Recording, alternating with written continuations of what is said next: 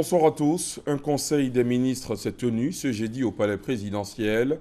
Entre autres sujets abordés, le renforcement de la compétitivité du secteur du cacao en Côte d'Ivoire. Il s'agit de mettre en place une fiscalité qui renforce les valeurs du cacao et qui accroît le nombre d'emplois ainsi que les revenus générés par le cacao. L'objectif à atteindre en 2020 est de transformer 50% de notre production. On en reparle dans le 20h.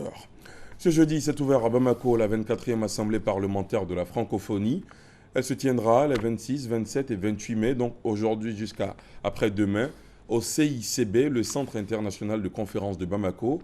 Elle a lieu en présence de plusieurs délégations de parlementaires en provenance de pays francophones, dont la Côte d'Ivoire, qui engageront un débat sur les deux thèmes suivants, défis et espoirs de la COP21 pour l'Afrique, l'autre, médias sociaux et développement démocratique en Afrique francophone.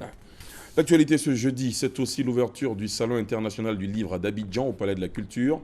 Le 8e Salon du livre va durer 3 jours avec pour thème le livre, lieu de mémoire et porte d'avenir, avant l'ouverture officielle par le ministre de la Culture.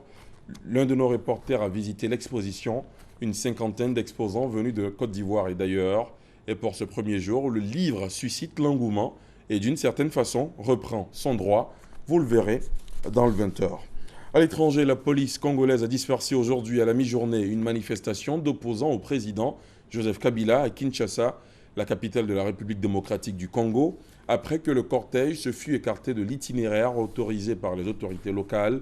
3 coalitions d'opposants avaient appelé la population à descendre dans la rue sur tout le territoire de la République démocratique du Congo pour exiger la tenue d'une présidentielle avant le terme du mandat du président Kabila, prévu pour le 19 décembre prochain.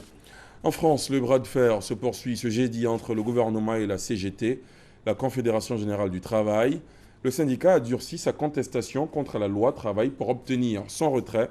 Manuel Valls évoque des modifications possibles, mais pas de retrait.